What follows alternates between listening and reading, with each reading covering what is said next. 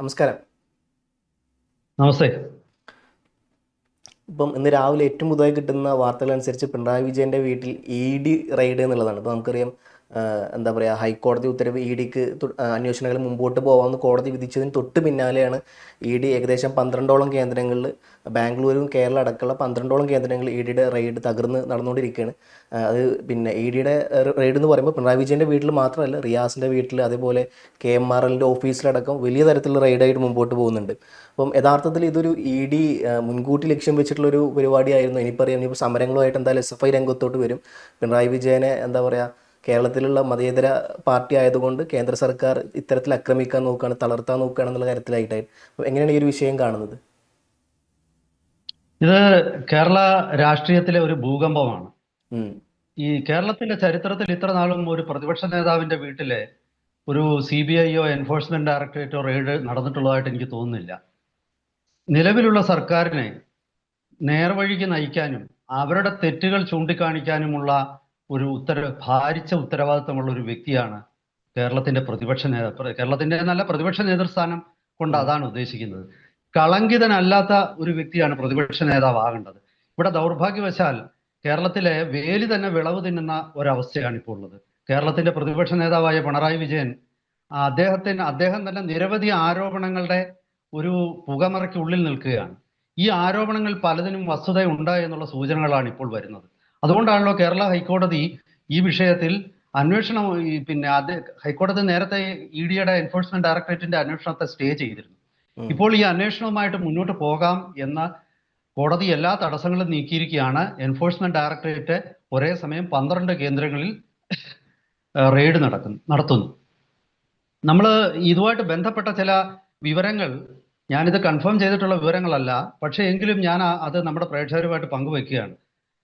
ഇന്നലെ ഞാനതൊരു 100% ഉറപ്പില്ലല്ലോ, പക്ഷേ എങ്കിലും ഞാൻ പറയുന്നതിൽ വസ്തുതകളുണ്ട്. ഇന്നലെ ഉച്ചയ്ക്ക് ശേഷം തിരുവനന്തപുരത്ത് ബേക്കറി ജംഗ്ഷനിൽ ഒരു കാറിൽ നിരവധി ആയുധങ്ങളുമായിട്ട് ഒരു സംഘം നീങ്ങുന്നത് ചില ആൾക്കാർ, ചില ടിപ്പ് ഓഫിനെ തുടർന്ന് കേരള പോലീസ് അവരെ ട്രേസ് ചെയ്തിരിക്കുന്നതായിട്ടാണ് ഞാൻ അറിഞ്ഞത്. അതിൽ 4 വ്യക്തികൾ ഉണ്ടായിരുന്നു ഈ കാറിൽ. അതോടൊപ്പം തന്നെ ആയുധശേഖരവും കാറിൽ നിന്നും അവർ കണ്ടെടുത്തിട്ടുണ്ട്. തൽക്കാലം നമുക്ക് അതിന്റെ കൂടുതൽ വിശദാംശങ്ങളൊന്നുമില്ല. പക്ഷേ ഇങ്ങനെ ഒരു വസ്തുത ഇന്നലെ അവിടെ സംഭവിച്ചതായിട്ട് സൂചനകളുണ്ട്. അതൊരു ഭാഗത്ത്. ഇനി മറുഭാഗത്ത് കേരളത്തിലെ ഈ കഴിഞ്ഞ 2 ദിവസമായിട്ട് പതിവില്ലാത്ത വിധം SFIയുടെ ശൗര്യം കേരളീയർ ദർശിച്ചിരിക്കുകയാണ്. ഈ 10 കൊല്ലക്കാലം ഈ സംഘടന ഉറങ്ങുകയായിരുന്നു. ഈ സംഘടന 10 കൊല്ലക്കാലം എന്തെങ്കിലും ഹൈബർനേഷൻ എന്ന് പറയുന്ന ഒരു വാക്കുണ്ട്. ചില ജീവികൾ അത് മഞ്ഞുകാലം വന്നു കഴിഞ്ഞാൽ അതിന്റെ ശ്വാസം ഒക്കെ വളരെ നേർത്ത രീതിയിലാക്കി അത് നിലനിൽക്കാൻ വേണ്ടി മാത്രം ഉള്ള ഒരു രീതിയിൽ അതിന്റെ ജീവൻ നിലനിർത്തും. ഹൈബർനേഷനിലായിരുന്ന SFI ഈ കഴിഞ്ഞ 2 ദിവസം മുമ്പ് VD സതീശനും രമേശ് ചെന്നിത്തലയും ഒക്കെ കേരളത്തിലെ മന്ത്രിമാരായി ചാർജ് എടുത്തപ്പോൾ പെട്ടെന്ന് അവർ ഹൈബർനേഷൻ വിട്ട്, അല്ലെങ്കിൽ അവർ സമാധിയിലായിരുന്നു എന്ന് വേണമെങ്കിൽ പറയാം, അത് വിട്ട് ഉണർന്ന് വീണ്ടും അവര് ആക്റ്റീവായിട്ട് രംഗത്ത് വരുന്നു. ഒന്നും കാണാതെ പിണറായി വിജയൻ കിണറ്റി ചാടില്ല, എന്തെങ്കിലുമൊക്കെ കണ്ടിട്ടുണ്ട്. അപ്പൊ വരാനിരിക്കുന്ന ആപത്തുകൾക്ക് മുൻകൂട്ടി ഒരു തടയിടാനാണ് ഇതൊക്കെ ചെയ്തത്. മാത്രമല്ല, ചിലർക്കൊക്കെ പരിശീലനം കൊടുക്കുകയും വേണം. ഇനി വരാനിരിക്കുന്ന ദിവസങ്ങളിൽ പോലീസുമായിട്ടും മറ്റ് അന്വേഷണ ഏജൻസികളുമായിട്ടും ഏറ്റുമുട്ടാനുള്ള പരിശീലനം, ആ പരിശീലനവുമാണ് ഈ കഴിഞ്ഞ ദിവസങ്ങളിൽ SFI നടത്തിയത്. അത് പാർട്ടി നേതൃത്വത്തിന് അവരുടെ ഒരു റിവ്യൂ ഉണ്ടായിരിക്കുമല്ലോ. വേണ്ട രീതിയിലുള്ള ഒരു വിജയമായിരുന്നോ ഈ സമരങ്ങൾ? അതിനെക്കുറിച്ച് വരും ദിവസങ്ങളിൽ നമുക്കറിയാം. എന്തായാലും ഇനി ഇതിലെ അന്വേഷണത്തിന്റെ മറ്റു വശങ്ങളിലേക്ക് കടക്കുമ്പോൾ, ഇത് സീരിയസ് ഫ്രോഡ് ഇൻവെസ്റ്റിഗേഷൻ ഓഫീസ് എന്ന കേന്ദ്ര ഏജൻസിയാണ് ഇപ്പോഴത്തെ ഈ കേസ് എടുത്തതും. വീണയുടെ കമ്പനിയായ എക്സാലോജിക് എന്ന കമ്പനി കൊച്ചി ആസ്ഥാനമായുള്ള നമ്മളൊക്കെ കരിമണൽ കർത്ത എന്ന് പറയുന്ന വ്യക്തിയുടെ, അദ്ദേഹത്തിന്റെ കൊച്ചിൻ മിനറൽസ് ആൻഡ് റൂട്ടെയിൽസ് ലിമിറ്റഡ് എന്ന കമ്പനി വീണയുടെ എക്സാലോജിക് എന്ന കമ്പനിയിൽ നിന്നും സേവനം സ്വീകരിച്ചു എന്ന വ്യാജേന മാസപ്പടി എക്സാലോജിക്കിന് നൽകി. എന്ത് സേവനമാണ് ഈ കമ്പനി എക്സാലോജിക്ക് CMRL നൽകിയത് എന്നതിനെ കുറിച്ച് വ്യക്തമായ ഒരു ധാരണയുമില്ല. അപ്പോ വെറുതെ ഒരാൾ മറ്റൊരാൾക്ക് പൈസ കൊടുക്കില്ലല്ലോ. There is nothing like a free lunch എന്നാണ് പഴഞ്ചൊല്ല്. അപ്പോ എന്തോ സേവനം കിട്ടിയിട്ടുണ്ട്. സേവനം എന്താണ്? ഇത് ഈ കമ്പനിയുടെ ചെയർപേഴ്സണായ വീണ വിജയന്റെ പിതാവ് കേരള മുഖ്യമന്ത്രിയാണ്. അപ്പോൾ അവർക്ക് കൊടുക്കുന്ന ഒരു പൈസ കൊടുക്കുന്നതിന് റൂട്ട് ചെയ്യുന്ന ഒരു സംവിധാനമായിരുന്നു. ഒരു ഒരു ഒരു ഒരു വഴി മാത്രമാണ് എക്സാലോജിക്ക് എന്നുള്ള ആരോപണം ഇനി നിഷേധിക്കാൻ എളുപ്പമല്ല. അപ്പൊ ചിലരൊക്കെ ചിന്തിക്കും ഇപ്പോൾ നടക്കുന്ന അന്വേഷണം വീണ വിജയനെതിരെ മാത്രമാണ്. അങ്ങനെയല്ല. അതിന്റെ അപ്പുറത്തെ ചില തലങ്ങളുണ്ട്. വീണ വിജയന്റെ ഒരു ഹാർഡ് ഡിസ്കുമായിട്ട് ബന്ധപ്പെട്ട് ഒരുപാട് ദുരൂഹതകൾ നിലനിൽക്കുന്നുണ്ട്. പിണറായിയുടെയും വീണയുടെയും ഒക്കെ മുഴുവൻ ഇടപാടുകൾ, കേരളത്തിലെ കമ്മ്യൂണിസ്റ്റ് പാർട്ടിയെ തന്നെ ബാധിക്കുന്ന ചില ഇടപാടുകളുടെ എല്ലാ വിശദാംശങ്ങളും ഈ ഹാർഡ് ഡിസ്കിൽ ഉണ്ടെന്നാണ് പറയപ്പെടുന്നത്. ഇത് പിണറായി വിജയന്റെ മരുമകനായ റിയാസിന്റെ അനുജനോ ജ്യേഷ്ഠനോ വളരെ അടുത്ത ഒരു ബന്ധു തിരുവനന്തപുരത്ത് ഈ അടുത്ത സമയത്ത് ഒരു വീട് വാങ്ങിച്ചു.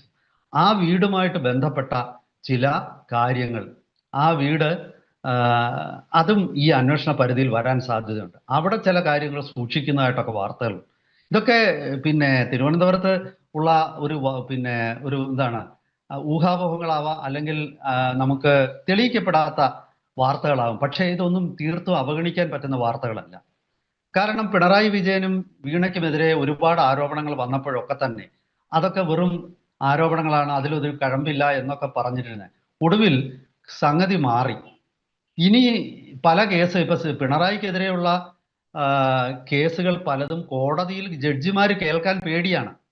ഞാനിത് പറയുമ്പോൾ എന്താണ്, റെക്യൂസ്ഡ് കേരള ഹൈക്കോടതിയിലെ അഞ്ചോളം ജഡ്ജിമാര് ലാവ്ലിൻ കേസിൽ റെക്യൂസ് ചെയ്തു. ദേ റെക്യൂസ് ദംസെൽസ് ഓഫ് ദിസ് കേസ് എന്ന് പറഞ്ഞാൽ എന്താണ് അതിന്റെ അർത്ഥം? അതുപോലെ തന്നെ സുപ്രീം കോടതിയിലെ ഈ ലാവ്ലിൻ കേസ് റെക്കോർഡ് ഇട്ടിട്ടുണ്ടെന്നാണ് പറഞ്ഞത്. എത്ര വട്ടം മാറ്റിവെച്ചു എന്ന എണ്ണം ആർക്കും അറിഞ്ഞുകൂടാ. പക്ഷേ കാലം മാറി, കഥ മാറി.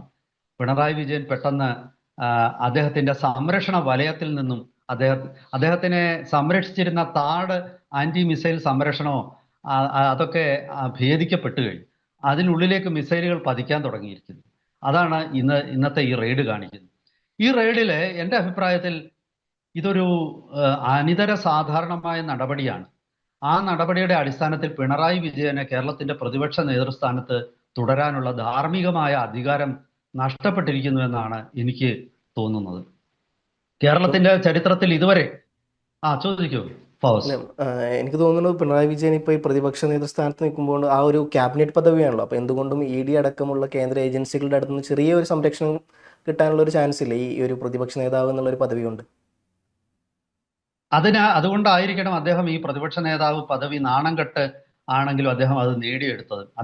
കാരണം പാർട്ടിക്കുള്ളിൽ തന്നെ ഇത്ര ശക്തമായ എതിർപ്പുള്ളപ്പോൾ അദ്ദേഹത്തിന്റെ നേതൃത്വത്തിലുള്ള സർക്കാർ ദയനീയമായിട്ട് പരാജയപ്പെട്ടപ്പോൾ സ്വാഭാവികമായും ആ വ്യക്തി അല്ല പ്രതിപക്ഷ നേതൃസ്ഥാനത്ത് വരേണ്ടത്. ഇപ്പോൾ രമേശ് ചെന്നിത്തല പ്രതിപക്ഷ നേതാവായിരുന്ന സമയത്ത് ആ ഇലക്ഷനിൽ അദ്ദേഹത്തിന് പിണറായി വിജയനെ തോൽപ്പിക്കാൻ പറ്റിയില്ല. കോൺഗ്രസ് ഉടനെ തന്നെ VD സതീശനെ പ്രതിപക്ഷ നേതാവാക്കിക്കൊണ്ട് അവിടെ ഒരു മാറ്റം കൊണ്ടുവന്നു. അപ്പം അത് വിജയം പിടിച്ചെടുക്കാൻ പറ്റിയില്ല എന്നുള്ളത് ഒരു കാരണമാണ്. പക്ഷെ ഇവിടെ അതല്ലല്ലോ. വലിയ രീതിയിൽ വിജയം ഉണ്ടായിട്ടുള്ള, വലിയ രീതിയിൽ ഭൂരിപക്ഷമുള്ള ഒരു സർക്കാർ, ആ സർക്കാരിനെ കൊണ്ട് കുരുതി കൊടുത്തിട്ട് അതേ വ്യക്തി തന്നെ വീണ്ടും പ്രതിപക്ഷ നേതാവായിട്ടിരിക്കും. എന്ത് ന്യായമാണ് അതിനകത്തില്? ചിലരൊക്കെ പറയുന്നുണ്ടാവാം പിണറായിയുടെ സ്തുതിപാഠകരും പാണന്മാരും ഒക്കെ കൂട്ടിപ്പാടുന്നത് CPM-ൽ ഈ സ്ഥാനത്തിരിക്കാൻ വേറെ ആരാണുള്ളത്, മറ്റാരാണുള്ളത് പിണറായി അല്ലാതെ എന്നൊക്കെയുള്ള ടാഗ് ലൈൻസും ഒക്കെ നമ്മൾ പലയിടത്തും ഇപ്പൊ കാണാൻ തുടങ്ങിയിട്ടുണ്ട്. പക്ഷേ അവിടെയൊക്കെയുള്ള ഒരു ചോദ്യം, ഇതൊക്കെ തന്നെ കെട്ടിപ്പൊക്കുന്ന മിത്തുകളല്ലേ? ഈ മിത്തുകൾ ആരാണ്? ഇപ്പൊ ജവഹർലാൽ നെഹ്റുവിന് ശേഷം ആര് പ്രധാനമന്ത്രിയാകും എന്നൊരു വലിയ ചോദ്യവും ആ കാലഘട്ടത്തിൽ ഉണ്ടായിരുന്നു. അപ്പൊ ഇവരാരും ഒരു സാമ്രാജ്യങ്ങളോ ചക്രവർത്തി, ഇവിടെ സാക്ഷാൽ അശോകനും വിക്രമാദിത്യനും ഒക്കെ മരിച്ചതിന് ശേഷവും ആ സാമ്രാജ്യങ്ങൾ ഉണ്ടായിരുന്നു. ഇന്ത്യ പിന്നെയും നിലനിൽക്കും. അപ്പൊ കേരളത്തിലെ സംബന്ധിച്ചിടത്തോളം കേരളം പിന്നെയും നിലനിൽക്കും. കമ്മ്യൂണിസ്റ്റ് പാർട്ടി ഇല്ലാതായാലും കേരളം നിലനിൽക്കും. പിണറായി വിജയൻ ഇല്ലാതായാലും കമ്മ്യൂണിസ്റ്റ് പാർട്ടി നിലനിൽക്കും. ഒരു വ്യക്തിയെ ആശ്രയിച്ചാൽ, ഇപ്പം ഒരു ഗ്രഹനാഥൻ മരിച്ചാൽ പോലും കുടുംബം നിലനിൽക്കുന്നില്ലേ? പിണറായി വിജയൻ അങ്ങനെ അനിവാര്യനായ അദ്ദേഹം എന്താണ്, ദൈവമാണ്. അപ്പം അത് തന്നെ കമ്മ്യൂണിസ്റ്റ് സങ്കല്പത്തിന് വിരുദ്ധമല്ലേ ഒരു വ്യക്തിക്ക് ഇത്ര വലിയ പ്രാധാന്യം? വ്യക്തിപൂജ എതിർക്കുന്ന പ്രസ്ഥാനങ്ങളാണ് കമ്മ്യൂണിസ്റ്റ് പ്രസ്ഥാനം. കമ്മ്യൂണിസ്റ്റ് ആശയത്തെ തന്നെ വ്യക്തിക്ക് പ്രാധാന്യമൊന്നുമില്ല. വ്യക്തി ഒരു പാർട്ടി എന്ന് പറയുന്ന വിശാലമായ ചട്ടക്കൂടാണ് എല്ലാം. അവിടെ വ്യക്തികൾക്കൊന്നും ഒരു പ്രാധാന്യമില്ല. പാർട്ടി സപ്പോർട്ട് ചെയ്യുന്ന അത്രയും കാലം മാത്രമേ വ്യക്തിയുള്ളൂ. അത് കഴിഞ്ഞാൽ പിന്നെ വ്യക്തിയില്ല. അപ്പോൾ ഇത്തരം എല്ലാ തത്വങ്ങളെയും പിന്നെ അട്ടിമറിച്ചുകൊണ്ടാണ് പിണറായി വിജയൻ പ്രതിപക്ഷ നേതാവായത്. ഇപ്പോൾ അദ്ദേഹത്തിന്റെ മകളെ രക്ഷിക്കാൻ പ്രാഥമികമായിട്ട് എന്നൊക്കെ നമ്മൾ പറയുമെങ്കിലും മകളെ അല്ല, സ്വയം രക്ഷിക്കാനാണ് അദ്ദേഹം ശ്രമിക്കുന്നത്. അദ്ദേഹം യഥാർത്ഥത്തിൽ എല്ലാവരും അദ്ദേഹത്തിന്റെ മകളെ കുറ്റം പറയും. എനിക്ക് തോന്നുന്നത് ആ മകള് യഥാർത്ഥത്തിൽ ഇദ്ദേഹത്തിന്റെ പാപഭാരം മുഴുവൻ പേറുകയാണ്. കാരണം ഇദ്ദേഹത്തിന്റെ താല്പര്യങ്ങൾ സംരക്ഷിക്കാനാണ് ആ മകൾ പലതും ചെയ്യുന്നത് എന്നാണ് എനിക്ക് തോന്നുന്നത്. ആ മകളുടെ ചുമലിലെ എല്ലാ കുറ്റവും കെട്ടിവെക്കുക. ആ മകൾ ഏതായാലും ആ പൈസയും കൊണ്ട് പോയതായിട്ട് എനിക്ക് തോന്നുന്നില്ല. ഇതൊന്നും വ്യക്തിപരമായ ആവശ്യങ്ങൾക്ക് എടുത്ത പൈസയുമാണെന്ന് എനിക്ക് തോന്നുന്നില്ല. പക്ഷെ ഈ അഴിമതികളെല്ലാം നടത്തിയത് പിണറായി എന്ന ഒരൊറ്റ വ്യക്തിയുടെ കുബുദ്ധിയിലാണ്. അദ്ദേഹം ഇമ്മീഡിയറ്റ് ആയിട്ട് അദ്ദേഹം നേരിടാൻ പോകുന്നത് ഇനി കേന്ദ്രത്തിന് BJPക്ക് അദ്ദേഹത്തിന് ആവശ്യമില്ല. ഇത്രയും കാലം കേരളത്തിലെ ചില ആവശ്യങ്ങൾക്ക് വേണ്ടി BJP സർക്കാർ പിണറായി വിജയനുമായിട്ട് ചില സ്ട്രാറ്റജിക് അണ്ടർസ്റ്റാൻഡിങ്ങിൽ ഉണ്ടായിരുന്നു. പക്ഷെ ഇനി പിണറായിയെ കൊണ്ട് എന്ത് പ്രയോജനമാണ്? പിണറായിയെ കൊണ്ട് ഒരു പ്രയോജനമില്ല. അവര് നിഷ്കരണം തള്ളിക്കളി. ഇനി നിങ്ങൾ നോക്കിക്കോളൂ, വരുന്ന ദിവസങ്ങളിൽ പിണറായിക്ക് എന്തെങ്കിലും വളരെ കൃത്യമായി BJPക്ക് ഓഫർ ചെയ്യാൻ ഉണ്ടെങ്കിൽ മാത്രമേ BJP അദ്ദേഹത്തിന് വേണ്ടി നിലകൊള്ളുകയുള്ളൂ. ഒരു കാരണവശാലും കേന്ദ്ര ഏജൻസികളിൽ നിന്നും ഇനി അദ്ദേഹത്തിന് ദയാവായ്പ പ്രതീക്ഷിക്കേണ്ട എന്നാണ് എനിക്ക് തോന്നുന്നത്. പിണറായിയുടെ അവസാന ഘട്ടം വലിയ ബുദ്ധിമുട്ടിലേക്കാണ് നീങ്ങുന്നതെന്ന് എനിക്ക് തോന്നുന്നു. അദ്ദേഹം പണ്ട് ജയരാജനെ അറസ്റ്റ് ചെയ്തപ്പോൾ പെട്ടെന്ന് നെഞ്ചുവേദന വന്നതുപോലെ ഇദ്ദേഹത്തിനും ഇനി പല രോഗങ്ങളും വരാനുള്ള സാധ്യതകളാണ് ഞാൻ കാണുന്നത്. കാരണം അതിലൂടെ മാത്രമേ അദ്ദേഹത്തിന് ചോദ്യം ചെയ്യലുകളിലെ പീഡനങ്ങളിൽ നിന്നുമൊക്കെ രക്ഷപ്പെടാൻ പറ്റുകയുള്ളൂ. പണ്ട് പലതിനെയും നേരിട്ട ആളാണെന്ന് പറഞ്ഞെങ്കിലും ഈ RN രവിയെ പോലൊക്കെയുള്ള IPSകാർ പറഞ്ഞിരുന്നു അദ്ദേഹം വളരെ ദയനീയനാണ് അറസ്റ്റ് ചെയ്തതിന് ശേഷം എന്നുള്ളത്. എന്തായാലും ശരി, ആ യൗവനവും ആ കരുത്തും ഇല്ലാത്ത ഒരു കാലമാണ്. അദ്ദേഹം എങ്ങനെ ഈ അന്വേഷണങ്ങളുടെ സമ്മർദ്ദത്തെ നേരിടും? പ്രതിപക്ഷ നേതൃസ്ഥാനത്തു നിന്ന് അദ്ദേഹത്തെ മാറ്റണമെന്ന ആവശ്യം പാർട്ടിയുടെ പല ജില്ലാ കമ്മിറ്റികളിലും ഉന്നയിച്ച് കഴിഞ്ഞിരിക്കുകയാണ്. പത്തനംതിട്ട, കൊല്ലം, കണ്ണൂരിൽ ജില്ലാ കമ്മിറ്റിയിൽ വളരെ വലിയ വിമർശനങ്ങളുടെ കൊടുങ്കാറ്റാണ്. പാർട്ടി ഇന്ന് പഴയതുപോലെ ശക്തമല്ല. തളിപ്പറമ്പ് പോലുള്ള പാർട്ടിയുടെ ഒരു ശക്തിക്കെതിരെ പയ്യന്നൂര് CPMന്റെ കോട്ടയാണ്. അവിടെയൊക്കെ തോറ്റുപോയില്ലേ? അമ്പലപ്പുഴയിൽ G. സുധാകരൻ എന്ന പുകഞ്ഞ പള്ളി പുറത്ത് എന്ന് പറഞ്ഞ് പാർട്ടി എടുത്ത് കളഞ്ഞ വ്യക്തി അദ്ദേഹം തിരിച്ചു വന്നില്ലേ? എന്തോ ചോദിക്കാനുണ്ടെന്ന് തോന്നുന്നു. ചോദിക്കണമെങ്കിൽ ചോദിക്കാം. ചില ഏരിയ കമ്മിറ്റികൾ ഈ പറഞ്ഞ പോലെ പിണറായി വിജയനെ പറഞ്ഞത് മാൻഡ്രേക്ക് ആണ് എന്നുള്ള രീതിയിലേക്കാണ് പറഞ്ഞത്. അതാണ് അപ്പൊ അദ്ദേഹത്തിന് പാർട്ടി അണികൾ വിശ്വസിപ്പിക്കുക എന്നുള്ളതാണ് ഇനി അദ്ദേഹത്തിന്റെ പ്രാഥമികമായിട്ടുള്ള കൃത്യം. അവരുടെ വിശ്വാസം നിലനിർത്തുക എന്നുള്ളതാണ്. അതെനിക്ക് തോന്നുന്നില്ല എളുപ്പമാണ്. എന്തായാലും ശരി, ബഹുമുഖമായ വെല്ലുവിളികളാണ്, മൾട്ടി പ്രോങ്ഡ് ചാലഞ്ചസ് ആണ്, മൾട്ടി ഡയമെൻഷണൽ ചാലഞ്ചസ് ആണ് പിണറായി വിജയൻ നേരിട്ടുകൊണ്ടിരിക്കുന്നത്. ഇതിൽ അദ്ദേഹത്തിന് അങ്ങനെ പെട്ടെന്ന് മുന്നോട്ട് പോകണമെങ്കിൽ, തൽക്കാലത്തേക്കെങ്കിലും തടയിടണമെങ്കിൽ SFIയുടെ അക്രമം മാത്രമാണ് അദ്ദേഹത്തിന്റെ മുന്നിലുള്ള ഏക പോംവഴി. ആ അക്രമത്തിന്റെ ഭാഗമാണ് ആയിട്ട് ഇനി വലിയ കലാപങ്ങൾ കേരളത്തിൽ സംഘടിപ്പിക്കുമോ? ഇതിൽ നിന്ന് രക്ഷപ്പെടാൻ കേരളത്തിൽ വർഗീയ കലാപങ്ങൾ വരുമോ? അങ്ങനെയും ഞാൻ സംശയിക്കുന്നു. അതൊക്കെ സംഭവിക്കാം ഇനി.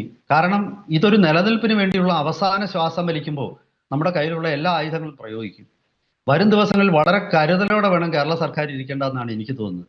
പിണറായി വിജയൻ എന്തെങ്കിലും കാരണവശാൽ അറസ്റ്റ് ചെയ്യപ്പെടുകയോ അദ്ദേഹത്തിന്റെ മകൾ അറസ്റ്റ് ചെയ്യപ്പെടുകയോ ചെയ്താൽ മറ്റൊരു രീതിയിലേക്ക് ഈ സംഭവങ്ങളൊക്കെ മാറാനുള്ള സാധ്യതയും മറ്റൊരു പൊളിറ്റിക്കൽ ഡിസ്കോഴ്സ് സൃഷ്ടിക്കാനുള്ള ശ്രമവും. ഇപ്പൊ എന്നോട് ആദ്യം ചോദിച്ച പോലെ മതേതരം എന്ന ആ ഒരു വാക്കിൽ പിടിച്ച് ആ മതേതരത്വം സംരക്ഷിക്കാനായിട്ട് ഒരു വർഗീയ കലാപം നടത്താനുള്ള ഒരു സാധ്യതയാണ് ഞാൻ കാണുന്നത്. എന്തായാലും മതേതരത്വം സംരക്ഷിക്കണം, അതുകൊണ്ട് നമുക്കൊരു വർഗീയ കലാപം നടത്തിക്കളയാം എന്ന് പോലും പിണറായി വിജയൻ ചിന്തിച്ചാൽ ഞാൻ അതിൽ അത്ഭുതപ്പെടില്ല. അദ്ദേഹത്തിന്റെ ചരിത്രം അങ്ങനെയാണ്. പൂർവ്വ ചരിത്രം എടുത്തു നോക്കിയാൽ അദ്ദേഹം കലാപങ്ങളിലൂടെയും കൊലപാതകങ്ങളിലൂടെയും ആരോപണങ്ങളുടെ നിഴലുകൾ അദ്ദേഹത്തിന്റെ കിടപ്പുമുറിയിലേക്ക് നീളുന്ന ഒരു അവസ്ഥ കേരളത്തിന്റെ മുൻകാല രാഷ്ട്രീയത്തിലുണ്ട്. എന്തായാലും ശരി, ഇതൊരു വല്ലാത്ത പ്രതിസന്ധി. ഇതിന് മറുപടി പറയാൻ പിണറായിക്ക് പെട്ടെന്ന് സാധ്യമല്ല.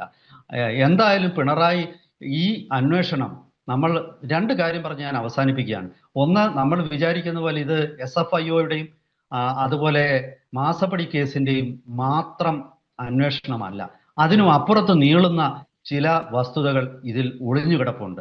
ഇത് CPMന്റെ അടിവേരിളക്കുന്ന അന്വേഷണമായിട്ട് മാറാനാണ് സാധ്യത. ഈ ഒരു വിഷയത്തിൽ തൽക്കാലം എൻ്റെ ഒരു വിലയിരുത്തലിൽ കേന്ദ്ര സർക്കാരും ആയിട്ട് കേരള സർക്കാർ പൂർണ്ണമായിട്ട് സഹകരിക്കാനാണ് സാധ്യത. കാരണം ഇത് കോൺഗ്രസിന്റെയും കോൺഗ്രസിനും തൽക്കാലം ഈ CPM-ന്റെ ഒരു കരുത്ത് ചോരുന്നതിൽ കോൺഗ്രസിനും സ്ട്രാറ്റജിക് ആയിട്ടുള്ള ഇൻട്രസ്റ്റുകളുണ്ട്. അത് കാരണം കോൺഗ്രസിന്റെ രക്ഷയും അദ്ദേഹത്തിന് കിട്ടും എന്ന് എനിക്ക് തോന്നുന്നില്ല. ദേശീയ തലത്തിലും അങ്ങനെ വലിയൊരു ബലമൊന്നും CPM-നില്ല. തമിഴ്നാട്ടിൽ DMK പോലും CPM-നെ അംഗീകരിക്കാൻ തയ്യാറല്ല. അപ്പോൾ ഇപ്പോൾ CPM-നെ സംബന്ധിച്ചിടത്തോളം വലിയൊരു പ്രതിസന്ധിയിലാണ്. അത് പിണറായി വിജയനെ കുരുതി കൊടുത്ത് CPM രക്ഷപ്പെടുമോ, അതോ പിണറായി വിജയൻ നമ്മളെയൊക്കെ ഞെട്ടിച്ചുകൊണ്ട് അവസാനം CPM-ന്റെ നേർക്ക് തിരിയുമോ? വല്ലാത്ത ചോദ്യങ്ങളുണ്ട്. ഈ അന്വേഷണം ശരിയായി മുന്നോട്ട് പോവുകയാണെങ്കിൽ ഇതിന്റെ ഫലം എന്താണെന്ന് ഒരു നിശ്ചയവുമില്ല. ഒന്നിനും വരുമോരോ വിധി എന്നുള്ള ആ ഒരു രീതിയിലേക്ക് കാര്യങ്ങൾ പോകാനാണ് സാധ്യത. കൂടുതൽ അപ്ഡേഷൻസ് ഇന്ന് തന്നെ ഉണ്ടാകുന്ന സാധ്യത ഉണ്ട്. അതിന്റെ ഉണ്ടാകുന്ന മുറയ്ക്ക് പ്രേക്ഷകർക്ക് ആയിട്ട് വീണ്ടും നമുക്ക് പങ്കുവെക്കാം. എല്ലാവർക്കും ഒരിക്കൽ കൂടി നമസ്കാരം.